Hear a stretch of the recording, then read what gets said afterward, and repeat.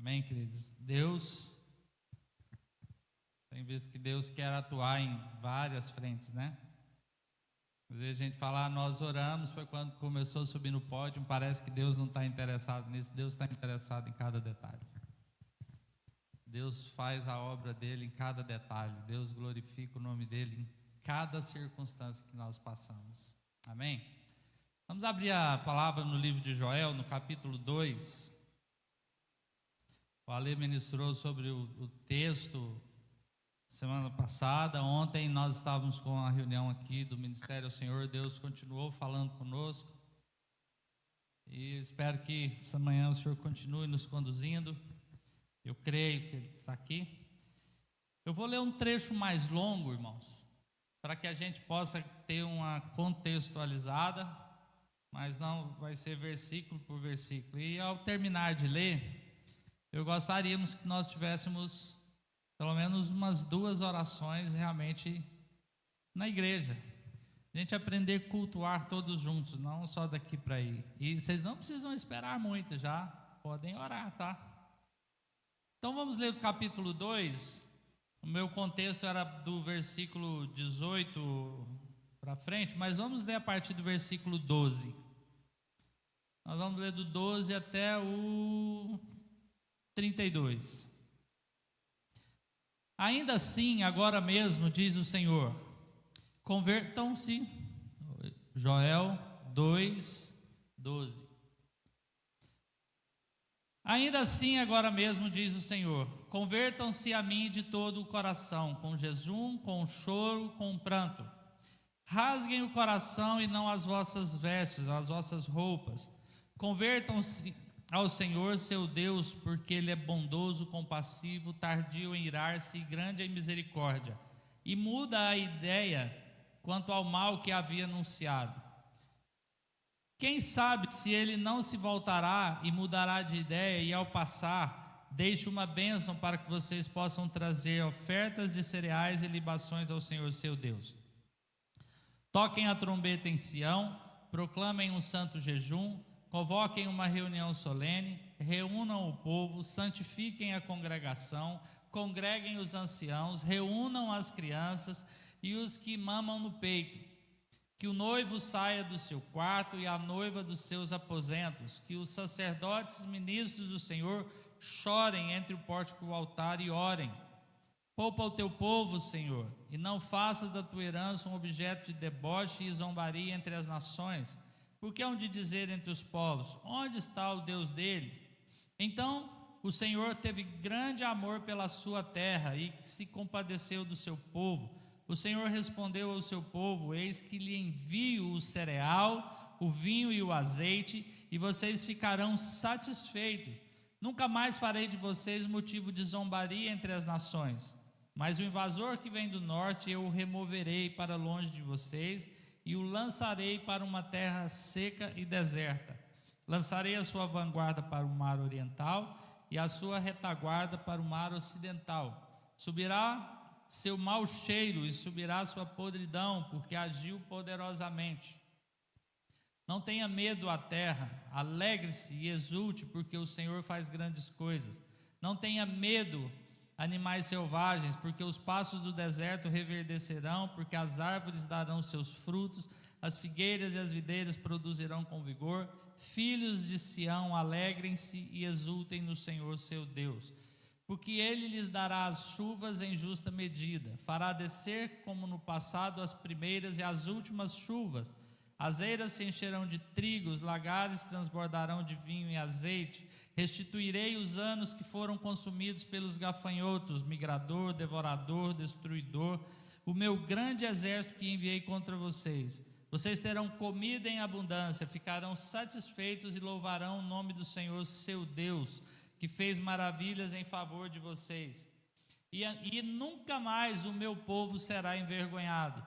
Vocês saberão que eu estou no meio de Israel, e que eu sou o Senhor, o Deus de vocês, e que não há outro. E nunca mais o meu povo será envergonhado. Acontecerá depois disso que derramarei o meu espírito sobre toda a humanidade, e os filhos e as filhas de vocês profetizarão. Os seus velhos sonharão, os seus jovens terão visões. Até sobre os servos e sobre as servas derramarei o meu espírito naqueles dias. Mostrarei prodígio no céu e na terra, sangue, fogo e colunas de fumaça. O sol se transformará em trevas e a lua em sangue, antes que venha o grande e terrível dia do Senhor. E acontecerá que todo aquele que invocar o nome do Senhor será salvo, porque no monte de Sião, em Jerusalém, estarão os que forem salvos, como o Senhor prometeu, e entre os sobreviventes aqueles que o Senhor chamar. Amém, queridos? Podemos ter duas orações com um clamor a Deus para o Espírito ministrar em nossa vida essa manhã?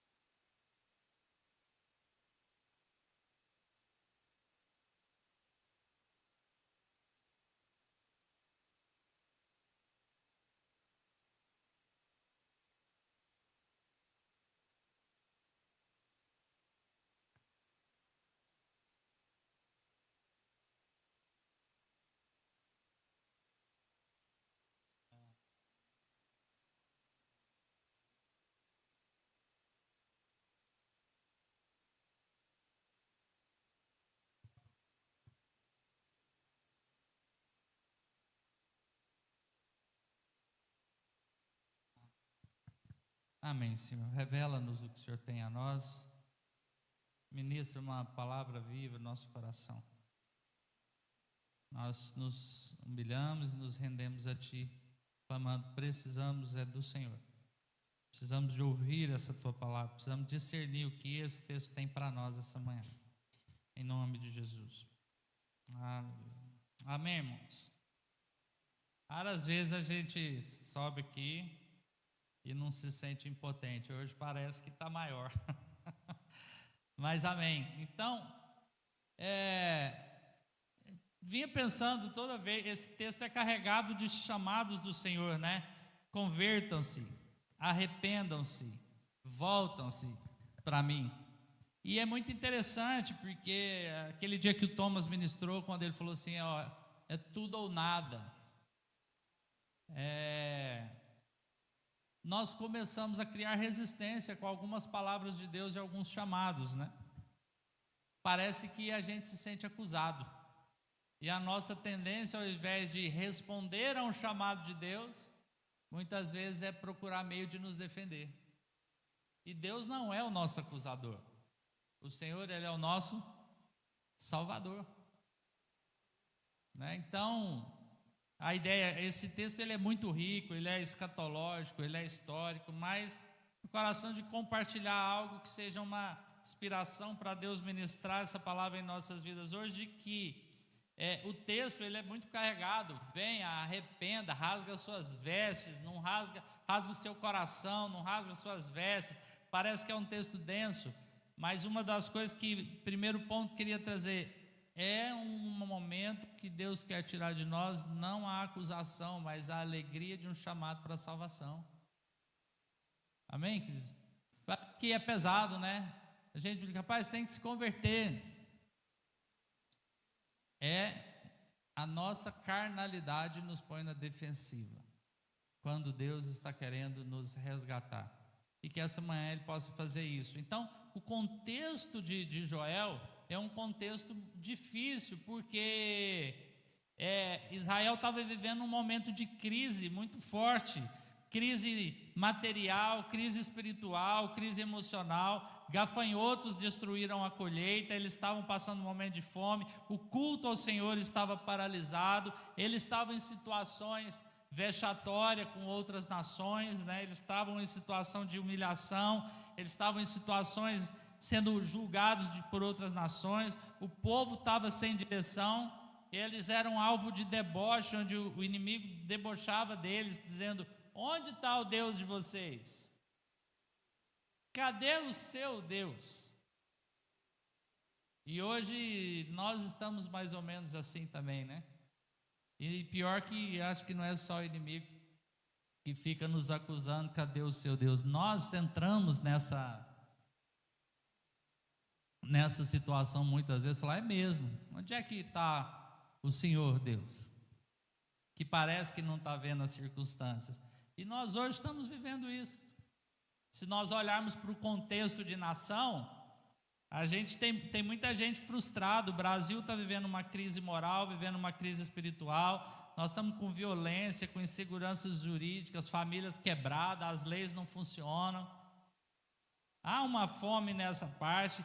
Nas igrejas há uma fome, há barulho, há muito movimento, há muito, e longe aqui de ficar fazendo críticas, mas nós enxergarmos que há um movimento muito humanista, muito nós buscando satisfação, e Deus quer trabalhar algo para revelar mais Jesus, e nós estamos com essa carência, e nós temos colocado essa pergunta: onde está o seu Deus? Nós temos muitas pessoas enfermas, nós temos orado, as orações não estão sendo respondidas, muitas estão passando em crise nas finanças, outros estão lutando com enfermidade, outros estão com problemas em casamento, outros estão secos, parece, da vida espiritual, algumas questões, as emoções, ansiedades, e a pergunta é: onde que está o seu Deus? E por que nós oramos, as coisas não estão acontecendo? E por que parece que anda tão pesado? Às vezes a gente ouve alguns suspiros, né? Ô Jesus, volta, né? Aí vem a primeira notícia que é ruim de verdade: Jesus não vai voltar por causa dos problemas. Jesus vai voltar quando o evangelho for pregado em todas as nações. Então, há um conflito entre nós, entre o experimentar o bom dos céus e o bom desse mundo, e parece que a gente está perdido nesse meio. E a pergunta que vem é assim: onde está o Deus deles? Às vezes a gente não está enxergando tanto quando a gente está estudando, a internet está vendo aí, agora está na onda dos podcasts, dos debates, eu não sei se vocês viram, aí tem lá um teólogo contra 30 ateus, não sei o quê, e aí os próprios cristãos de linhas diferentes entrando em debates, em defender suas ideias, e a internet dando munição para o inimigo, e a igreja acaba sendo exposta todo dia uma coisa nova. Esses dias aí apareceu uma história aí de um pastor, né, numa situação vexatória, e isso vira assunto. E aonde está o seu Deus? E aonde vem o porquê? Por quê? Por quê? Por que a gente ora, as coisas não acontecem, né? Trabalhando tanto e não vem o fruto. E aí vem uma outra coisa pior ainda. Aí é que quanto mais necessidade vem, quanto mais difícil fica, mais nós nos afastamos do Senhor, porque nós temos muita coisa para resolver. O tempo vai ficando muito curto. Então a nossa realidade está parecida, e Deus diz assim: olha, convertam-se a mim de coração por causa de toda a crise, convertam-se ao Senhor, convertam-se ao Senhor que é bondoso. E aí ele diz: toque a trombeta, versículo 15 que eu queria, ele começa com: toque a trombeta em Sião. Por que tocar a trombeta? Congregai o povo, chore os sacerdotes entre o pórtico e o altar, porque esse é o meio de converter. E o que é converter? Que a gente acha, fica ofendido, não fica? Irmão, você tem que converter. A gente às vezes acha ruim, né? Ah, fulano está me julgando. Converter é mudar a rota. É mudar a rota. É nos voltarmos ao Senhor.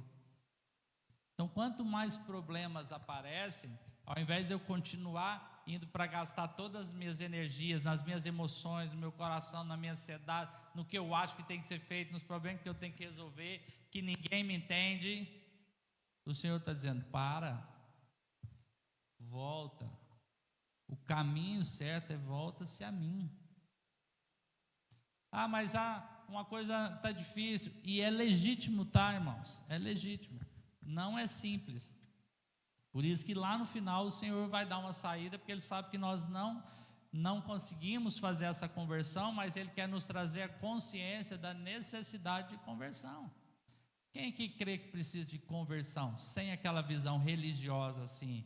Ah, não, irmão, tem que converter. Ah, mas a gente converte todo dia. Mas aqui Deus não está falando daquela transformação todo dia. Aquela Deus está falando de eu estou indo no caminho, a rota está errada, é pegar o trevo e mudar a rota.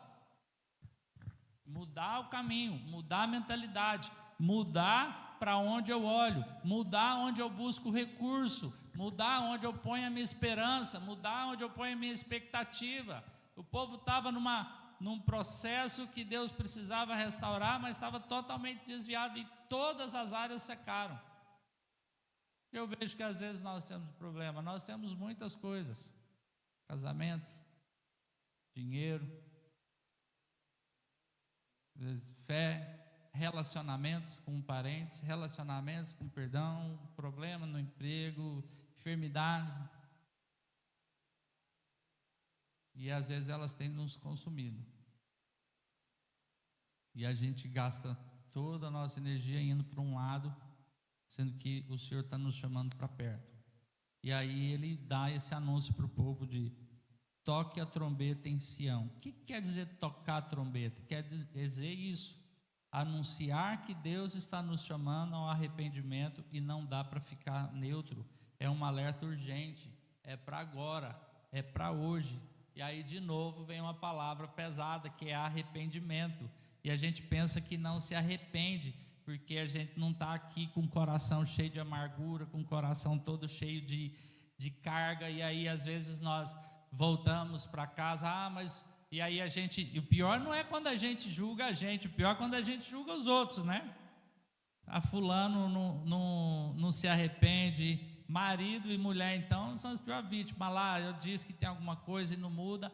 E é por quê? Porque a aparência externa do arrependimento não vem. E aí é onde o Senhor está dizendo: rasgai os vossos corações e não as vossas vestes. O arrependimento é uma transformação do nosso coração, onde eu ponho minha confiança, onde eu ponho o meu amor, onde eu ponho minha expectativa, onde eu ponho as minhas esperanças. O arrependimento que Deus está trazendo não é para você ficar morrendo de remorso, culpado, amargurado, com aquele coração travado, baseado no que errou e no que perdeu.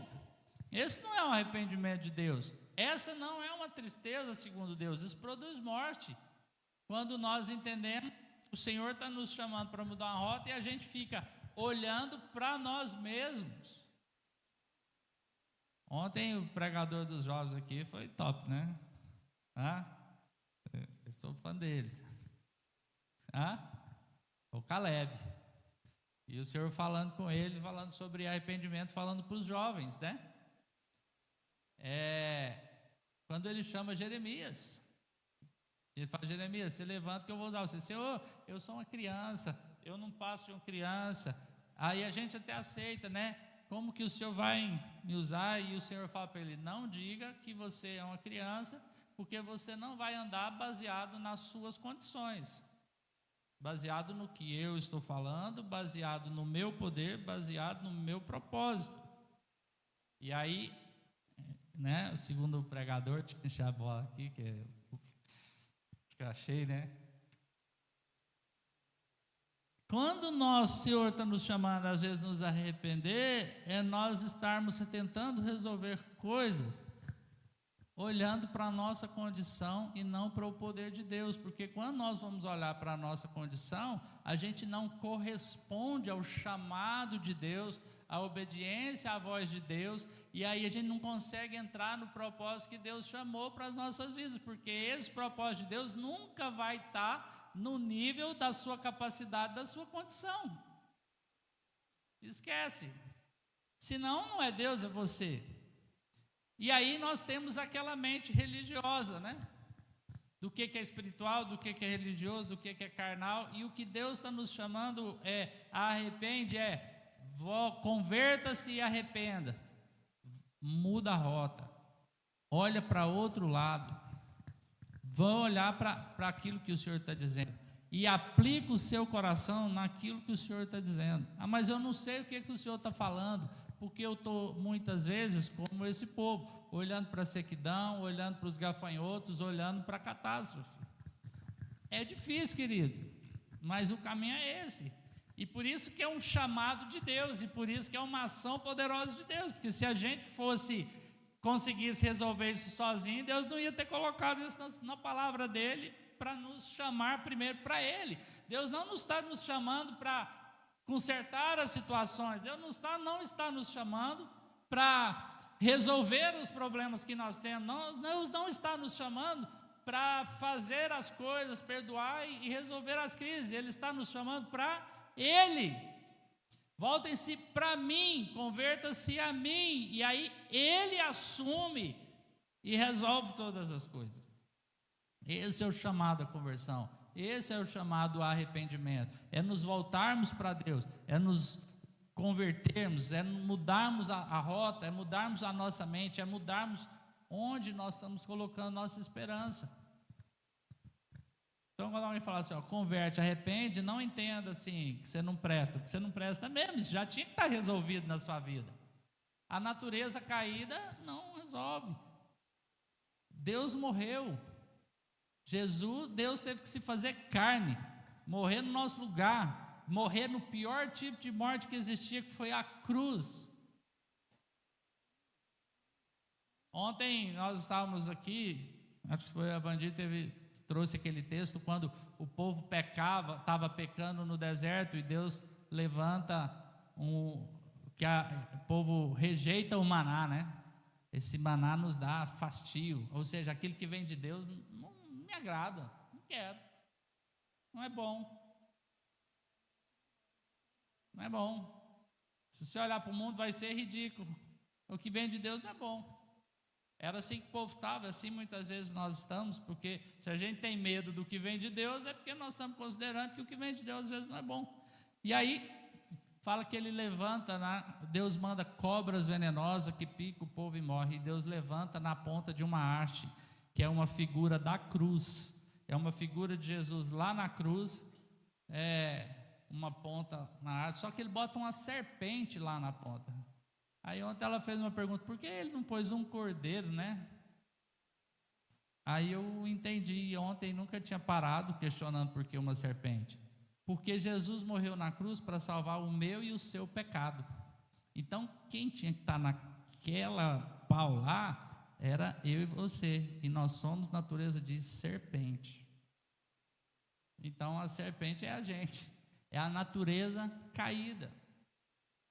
Então a gente lida com essas realidades, parece que é pesado no sentido de culpa, e hoje o que eu quero trazer, Deus está dizendo assim, olha, larga essa mentalidade, convertam-se, arrependam, para que você não olhe para essas coisas, entenda que precisa ser feito, para você ganhar entendimento do que eu tenho para vocês como povo, como igreja, como projeto de Deus. Né, doutora Rebeca? Não tem jeito de você tratar uma enfermidade se não tiver um diagnóstico claro. E muitas enfermidades, às vezes, elas demoram a começar tratamento por não aceitar diagnóstico. Estou errado, Alélia? E não aceitar diagnóstico leva a perder tempo e, às vezes, pode chegar a danos fatais. E o diagnóstico que Deus está dizendo, olha, o caminho está errado, a natureza é errada, mas tem um remédio. Convertam-se, arrependam-se, muda a rota, muda o lugar do seu coração, confia em mim. Resumindo, é isso que Deus está dizendo nesse texto. E ele toca a trombeta em Sião, anuncie que Deus está chamando, não dá para ficar neutro, é um alerta, é urgente, é para agora, é para hoje, porque tem promessas para nós. Não porque você tem que mudar de vida que você está todo errado, é porque tem promessas, tem um projeto, tem um plano de Deus para se cumprir na terra, e ele não pode atrasar, e você é parte desse plano. E aí ele chama, chorem os sacerdotes entre o pórtico e o altar. Aqui está falando do templo, onde ficava a entrada do salão do templo, para glorificar a Deus, e o altar do sacrifício. Ali era o lugar que o sacerdote ficava intercedendo pelo povo. E aí a maioria das pessoas pensa que quem são esses sacerdotes hoje? Lá eram os sacerdotes, hoje não são os pastores, ou seja, os presbíteros. Quem são os sacerdotes hoje, irmãos? 1 Pedro 2,9. Todos nós hoje somos sacerdotes. O Senhor está nos chamando para uma posição de privilégio sacerdotal. E a gente olha para esse negócio pesado também. Nossa, é muita responsabilidade. Não, é muito privilégio.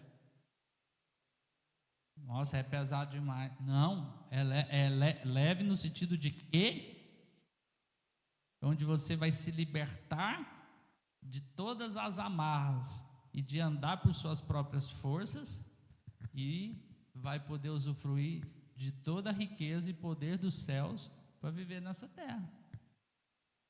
Não é para o sacerdócio, não é para viver um monte de fantasia lá celeste, a posição que entrelaça esse mundo com o reino celeste.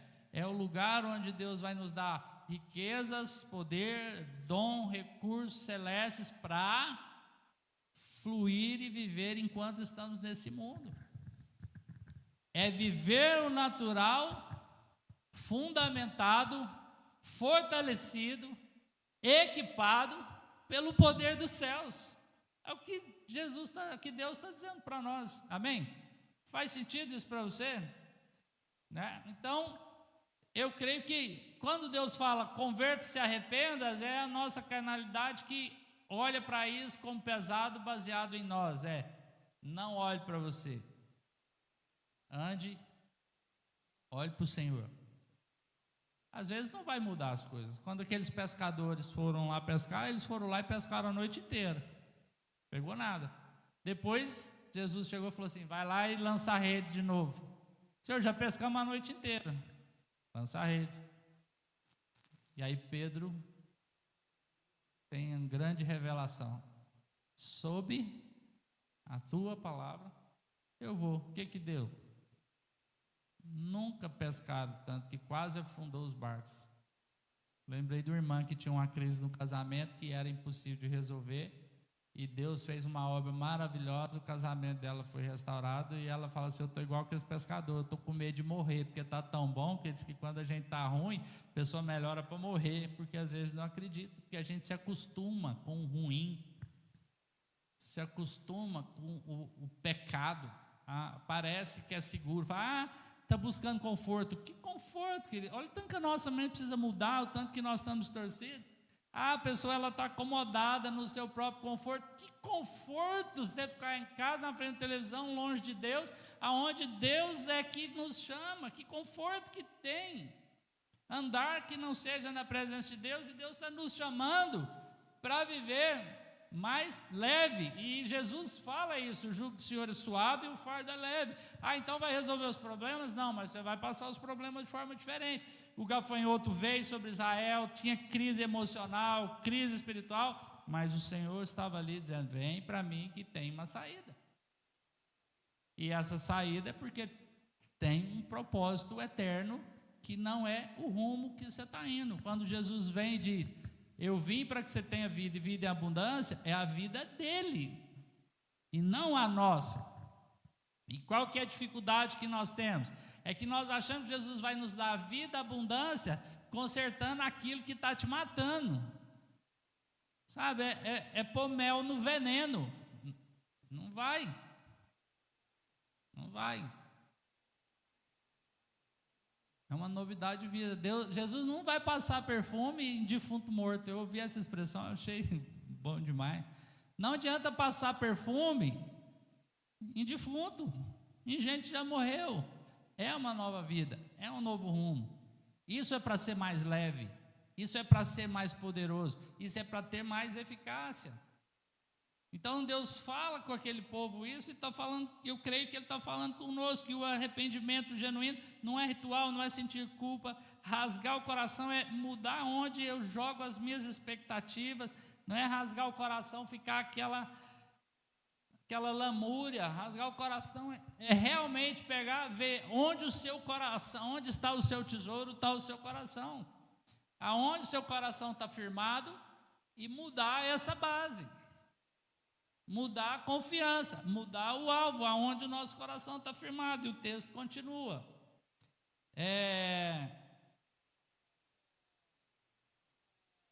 Ele vem com uma promessa, ele chama para nós então o quê? Uma trombeta está tocando. Nós estamos vivendo um período de crise. E dentro da crise que nós estamos vivendo, ela se reflete quando a gente não diz que estamos em crise, está difícil. A gente fala, como você está? Não, está tudo bem, que Deus é bom. Mas como você está? Aí vem a Andiola desmascarada numa palavra chamada correria. Tempo. Recurso. E Deus está chamando para nós, olha, busca em mim. Busca em mim. E às vezes você não vai mudar o que você está fazendo na hora que você sair daqui na segunda-feira. Você vai trabalhar do mesmo tanto ou mais. Mas a sua mente está mudada e o seu coração está em outro lugar. Aí, queridos, isso vai trazer descanso. Mas se eu não pôr a mão, não resolver, vai cair de qualquer jeito. Se tiver na sua mão, vai cair de qualquer jeito. Talvez você só vai ganhar tempo, mas vai cair de qualquer jeito. Não é verdade? Porque só aquilo que vem do Senhor é eterno. Então é melhor nós deixarmos cair quando Deus está nisso e confiar no processo que Ele vai reconstruir, e nós vamos atravessar essa situação. Isso é o que o Senhor está chamando de conversão. Isso é o que o Senhor está chamando de arrependimento. Não é para você morrer de amargura e de culpa. E aí, quando isso acontece, quando nós entendemos essa realidade, quando nós ouvimos o toque dessa trombeta, que é a palavra de Deus, olha só, versículo 19. O Senhor respondeu: eis que eu lhe envio cereal, vinho e azeite, vocês ficarão satisfeitos, nunca mais farei de vocês motivo de zombaria entre as nações. E aqui 3 ou 4 vezes no contexto Deus está dizendo: e o meu povo nunca vai ser envergonhado. O pecado nos levou a esconder de Deus por 2 coisas: vergonha e medo.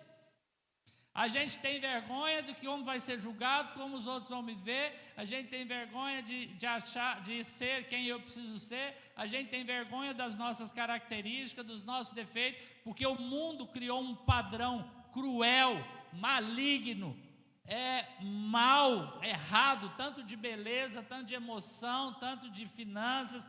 Tudo que o mundo criou é contra aquilo que Deus tem para nós, porque a Bíblia diz que a amizade do mundo, ela é inimiga de Deus, e nós temos vergonha e medo quando nós não nos encaixamos no padrão que o mundo estabeleceu, e aí a gente se esconde de Deus. E quando Deus fala, converte-se, arrepende, volta para mim, você vai ser liberto de um padrão falso para viver um padrão real, verdadeiro, que traz alegria, que traz vigor, que traz suprimento, que realmente traz energia, que traz vida.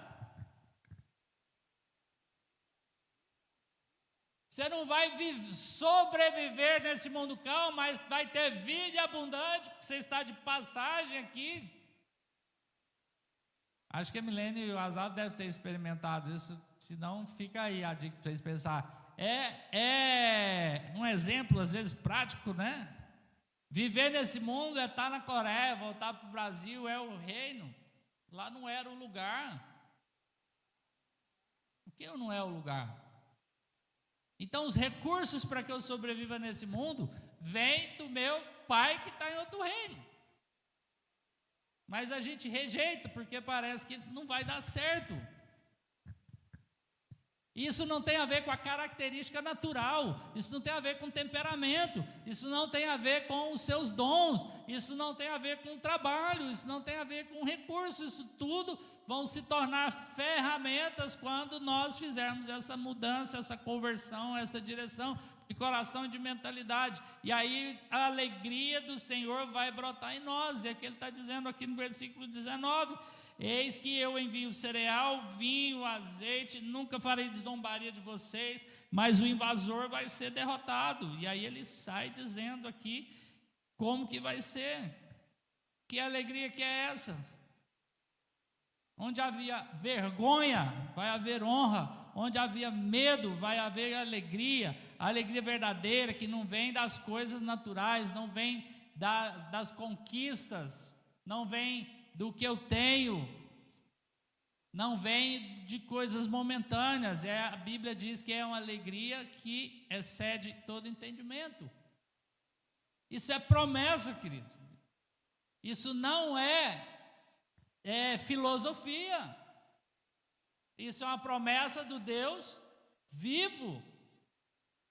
Então, muitas vezes a nossa energia está sugada, a nossa casa está suprida, tem coisas que estão faltando porque nós estamos precisando nos voltar ao Senhor. E aí duas coisas podem acontecer.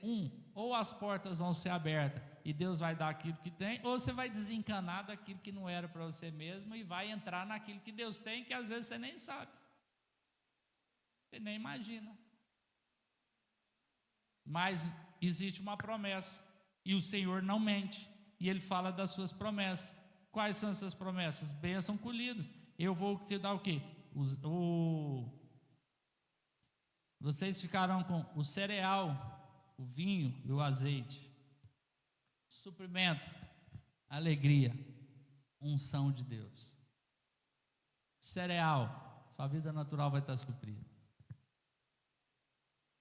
Tem gente que a gente pensa que vai ficar louco, mas Deus não desamparou ninguém aqui, amém? Nós passamos uma pandemia, Deus não desamparou ninguém. Tem hora que a gente pensa que vai surtar, empresas, tem dívidas, tem tudo, mas Deus não desamparou ninguém. Isso é motivo para confiar. Só que Deus não quer andar nessa misericórdia só de nos proteger, de nos desamparar. Deus quer fazer sobejar, porque Ele quer fazer com que você tenha recurso para investir no reino. A obra de Deus é Deus que embanca. Então, se é uma conversão, arrependimento, o recurso Deus vai trazer, porque nós vamos estar focados naquilo que é de Deus. O vinho representa a alegria. Não é alegria natural. Não é alegria pelas conquistas. E presta atenção, não tem nada de errado, tá? É isso que estou dizendo, não tem nada de errado. Nós estamos falando aqui, não é te jogar a culpa do que está vivendo. É só mostrar que está limitado e tem mais. Não é passageiro. Não é ficar medindo um contra o outro. Às vezes a gente parece que quando quer elogiar uma pessoa, já viu como que é o mundo? Para elogiar uma pessoa, tem que denegrir a outra. E não precisa.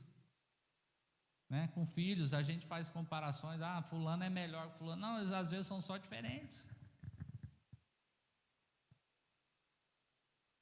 Competição, isso é coisa do pecado. As bênçãos colhidas, Deus quer devolver não só as coisas. E Ele fala que vai dar o cereal, vai dar o vinho, que é a alegria, e vai nos deixar satisfeitos, nós vamos comer bem. E Ele fala, e eu restituirei os anos consumidos pelo gafanhoto. Deus não vai restituir só coisas, Deus vai devolver coisas que são impossíveis a nós. Deus pode restaurar relacionamentos que parece que são impossíveis. Deus pode criar relacionamentos que não têm possibilidade. Deus pode restituir e restaurar coisas que o tempo já passou e vai que Deus quer fazer isso conosco. Eu estava pensando em Caleb, né? Ele tinha 40 anos de idade, num vigor total para ir para a guerra. Mas eu não sei se aquele povo morreu no deserto ou se o Caleb deve ter matado um monte deles, porque eles não entraram na terra prometida. Ele ficou 40 anos no deserto. 40 anos, ou seja, Caleb entra na terra que Deus prometeu com 80 anos de idade. A Bíblia diz que ele tinha o mesmo vigor. Sabe o que é isso? Deus restituir os anos, aquilo que foi roubado, aquele tempo que foi perdido, a saúde física, né, irmã? Você não vai sair, vai ficar mais velho, não vai ficar mais nova. Esse é um anseio, mas Deus vai restituir aquilo que não tem como Ele tem. casamento, filhos, resgatar pessoas que parece que é impossível, transformar diagnósticos. Então ele vai restituir sinais, poder, visão. Deus devolve aquilo que parecia totalmente destruído, mistérios. A igreja, quem crê, olhar hoje, olhar a internet, olhar o mundo, crê que Deus vai levantar uma igreja perfeita, uma igreja que anda em unidade, uma igreja que derrama o poder de Deus, que Deus pode curar, Deus pode ressuscitar mortos. Tem até doutrinas que diz que isso aí foi lá para os apóstolos, que acabou. Deus pode restituir tudo. E é o que Deus está prometendo: convertei-vos, arrependei-vos. Para de ver como um negócio pesado e ver como uma saída, a bênção, o caminho que eu preciso. Mudar a rota, mudar onde eu ponho o coração. Tem jeito, querido? Você consegue fazer isso? Não. Que legal, Juliano. Deus tem esse monte de promessa e você consegue fazer? Não. Você consegue mudar? Não. Mas ter consciência de converter e mexer ali no coração é uma porta para o poder entrar. E qual que é esse poder que entra? Olha o que o Senhor diz aqui.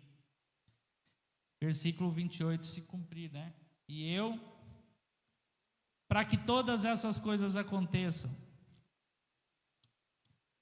de novo, e o seu povo nunca mais seja envergonhado, eu derramarei o meu espírito sobre toda a humanidade. Queridos, impossível nos segurar.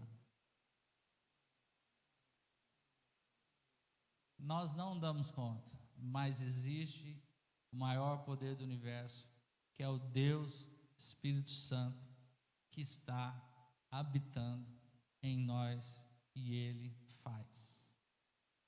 Ele pode.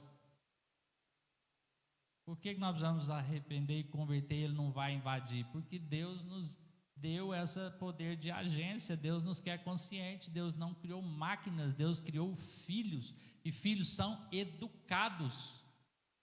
Educados no sentido assim, nós somos sem educação, tá? No sentido de processo de ser educados. Deus sabe que nós não estamos prontos, mas Deus te deu cérebro, te deu consciência. Agora você tem um poder de decisão, sim. Então nós temos uma responsabilidade de corresponder ao chamado, e esse correspondendo, ele diz: derramarei o meu espírito sobre toda a carne. Por isso que aqui no começo, quando ele fala, olha, ele convoca o povo, ele chama todo mundo, né? Assim diz o Senhor: congregai o meu povo, velho, mulher, criança, grávida, de peito, de colo, é para todo mundo, não fica ninguém de fora. E ele fala: eu vou derramar o meu espírito, derramarei o espírito, e o espírito não é um privilégio para poucos mais espirituais, mas é para todos. E o que o espírito traz? Visões, sinais, poder, profecias, mas ele traz o que? Identidade, principalmente essa transformação de mente e coração. A hora que vier essa transformação de mente e coração, tudo vai mudar. Então, quando a lei falou na semana passada, ó, Deus está nos chamando de arrependimento. Falei, tá, o que é o arrependimento? Mudar de mente, mudar a rota, é nos voltar para Jesus. Arrependimento não é só mudar a sua forma de pensar, é voltar para Jesus, mente de Cristo. É a única mente. Tem gente que muda de religião, tem gente que muda de emprego, tem gente que muda. Não. Aí, ponto-chave do arrependimento: Cristo em nós, esperança da glória, voltar para Jesus. Arrependimento é permitir que a minha mente seja moldada pela palavra de Deus, segundo a mentalidade de Jesus Cristo. É a mente de Cristo sendo implantada em nós. Esse arrependimento, conversão, mudar minha rota, mudar meus passos práticos. Aonde eu vou, eu não vou deixar de ir. Aquilo que eu gosto de fazer, Deus pode mudar esse negócio que eu vou fazer. Eu vou estar onde Deus está. A gente até canta, né? Eu quero estar onde você está. Eu não vou perder meu tempo de entrar em coisas, me envolver com aquilo que Deus não está. E como é que você vai saber? Se você tem a mente de Cristo, Ele vai te falar. E quando eu estou na dúvida, tem o poder do Espírito Santo. E essa promessa já foi cumprida. Essa promessa foi cumprida. E hoje o Espírito Santo nos chama para uma principal coisa. Quais são as duas coisas que o Espírito Santo tem? Nós falamos da alegria, da conversão, nós falamos do derramar do Espírito, mas qual? Hoje eu queria pegar duas coisas. Não dá para limitar o Espírito Santo, mas tem duas coisas que eu tenho entendido que é o fundamento que o Espírito Santo quer trabalhar em nós: revelar Jesus e nos santificar. Que quando Ele revela Jesus, eu tenho fé. Com fé eu agrado a Deus. Sem fé eu não agrado a Deus. Vamos fazer a psicologia inversa. Se sem fé eu não agrado a Deus, com fé eu agrado. Não vou pensar no que eu não tenho. Vou pensar no que é a promessa. E se eu tenho revelação de Jesus, eu sou santo. Santo não é você ser o cara mais perfeito, não errar. Santo é você ser totalmente dele. Santo é estar totalmente dominado por ele. E geralmente santo faz aquilo que não gosta, que não quer, que é difícil, mas faz aquilo que Deus chamou. E depois, com o tempo, fica agradável. Mas aí a gente tem que limpar a nossa mente religiosa, porque a gente acha que ser santo é cumprir ritos, é fazer coisas de crente. E Deus está dizendo rasga o coração e não as vossas vestes. Se volta para mim, você vai se dar bem, vai dar certo, mas as circunstâncias não mudam, não tem problema. A paz que excede todo o entendimento guardará o seu coração em Cristo Jesus, porque você está no lugar certo, fundamentado na coisa certa. E é isso que nós estamos buscando, querido. Tem gente que está doido para pagar todas as dívidas, para ter o quê? Paz. Tem gente que entra em negócio, às vezes, faz negócio até toma prejuízo. Tem um monte de empresário, um monte de gente riu ali. Às vezes você perde, não é? Os irmãos são empresários, tem hora que você perde no negócio e sofre dano, por quê? Porque eu quero paz. E a Bíblia te dá o caminho da paz. A paz que excede todo entendimento guardará o seu coração, que se arrependeu, que se converteu em Cristo Jesus. E aí ele diz, e hoje, e outro Espírito Santo nos capacita a ser santos e a viver o que nós temos que viver. Está clara essa promessa? Ou não? Estamos claro, querido? Então, esse é o amor daquele que invoca o Senhor. Para concluir, Israel estava em miséria, mas Deus prometeu restituir. Ali é uma figura natural. Todas as coisas. Restituir o material, restituir as emoções, a identidade, restituir o culto e a espiritualidade. Nós estamos vivendo tempo de sequidão. Essa palavra para nós também hoje. Nós estamos em fases difíceis. Chorar diante do altar. Aí você fala, mas será que Deus vai ser fiel mesmo? Vai. Aí a gente pode olhar para Israel, o Israel mesmo, né?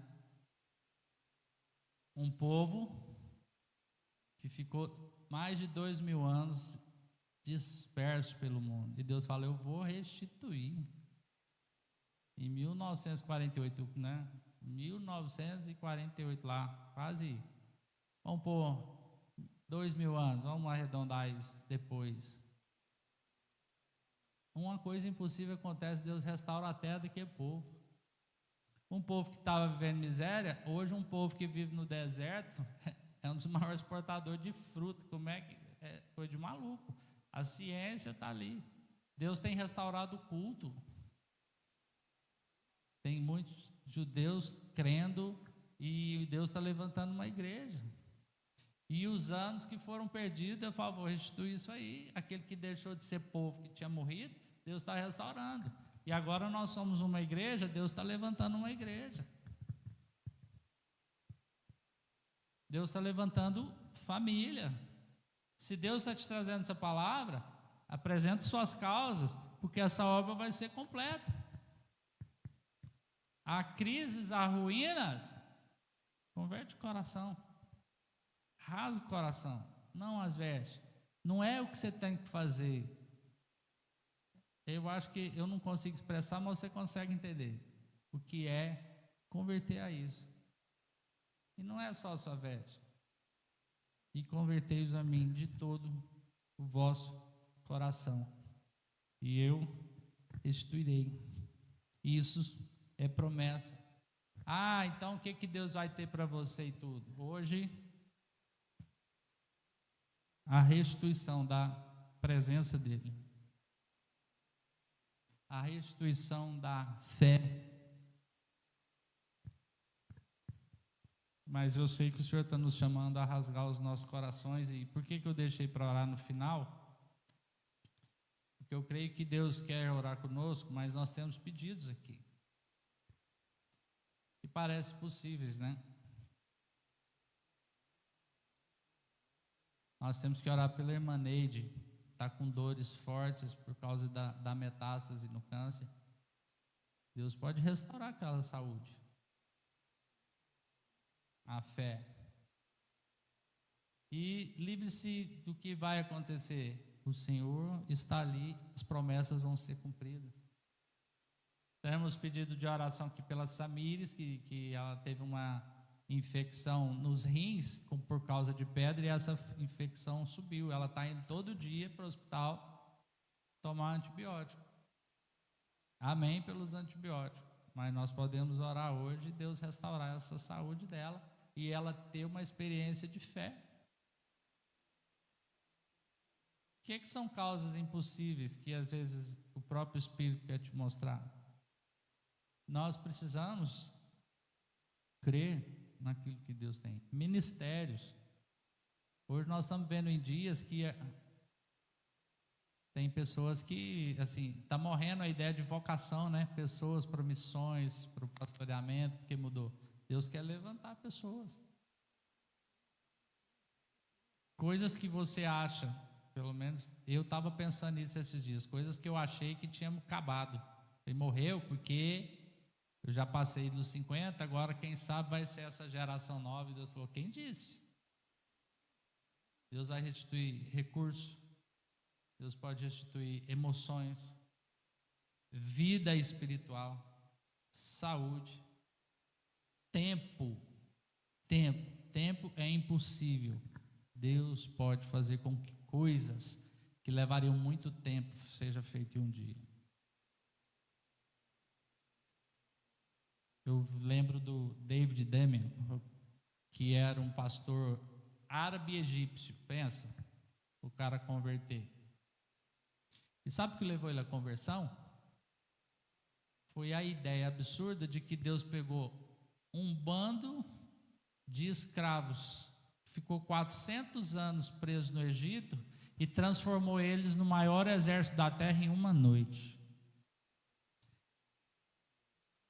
Um soldado para treinar aquele povo ia levar anos. Deus restaura.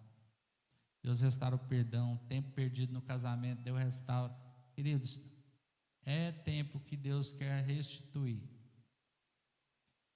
Vou falar a frase que muitas vezes o povo, é tempo de restituição. Mas presta atenção, não no padrão carnal. Não é restitui, não é criticamente, eu quero de volta o que é meu. Não, Deus quer restituir para nos dar de volta o que é dele em nós.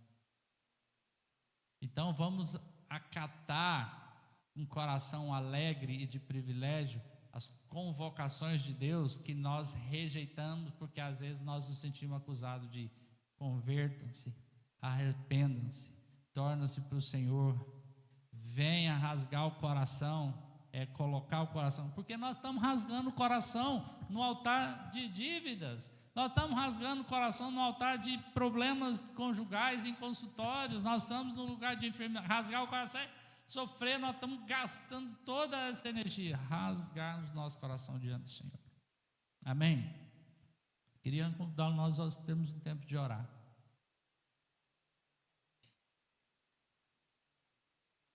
colocar a sua vida e vamos estar orando por esse irmão. Aqui tem irmãos que estão lutando com enfermidades, que estão orando com problemas, com algumas coisas. E se essa palavra alcançou o seu coração, ou se às vezes você não alcançou, mas ficou na sua mente, você pelo menos entendeu, toma um passo de fé. Não estou sentindo, não estou vendo, mas eu vou orar. Amém? Feche seus olhos e eu quero convidar você que está com enfermidade ou quer alguma coisa, a vir aqui na frente, como uma atitude de Deus. Eu estou rasgando o coração, não é um apelo para vir, Senhor, eu estou vindo aqui como uma ação de quero rasgar o meu coração diante do Senhor. Eu vou ficar com vergonha, o que os outros vão pensar? Esquece os outros. Agora você com Deus, e você poder receber essa oração da igreja também junto com você. Tem pessoas com enfermidades, tem pessoas com questões emocionais, tem pessoas que estão às vezes com batalhas nas empresas, com dívida, tem gente que está precisando de direção. Só rasgar, não preciso falar nada, Senhor, eu estou aqui, continuo orando, Senhor, eu estou aqui com uma atitude de rasgar o meu coração, de converter-me ao Senhor, de me voltar àquilo que é o Senhor. Não venha por constrangimento, mas creio que o Espírito ministra sobre isso. Vamos orar, eu vou estar orando pela vida da Maneide, e os irmãos vão estar ministrando, mas eu queria que você, se não veio, foi impelindo a vir aqui, e não quer dizer que você não rasgou, talvez seja a hora que Deus quer usar você para abençoar. Então, talvez rasgar o seu coração, Deus quer usar a sua vida para impor a mão em alguém aqui e abençoar. Na sua vida tem dom, o Espírito Santo está visto em você. Uma palavra, um toque, um abraço. Querido, nós às vezes estamos tão passivos, mas Deus quer mexer. Vamos estar orando, não precisa depender do ambiente criado, nós podemos nos mover. Põe as suas mãos. Se a pessoa que estiver aí querendo receber tiver liberdade, se você quiser pedir específico, você que está às vezes sentado, se você tiver condição de ficar em pé numa postura de intercessão, ou levantar suas mãos, ou enquanto os irmãos adoram, celebram ao Senhor.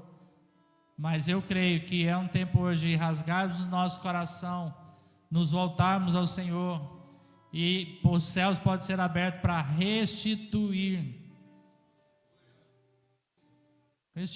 coisas.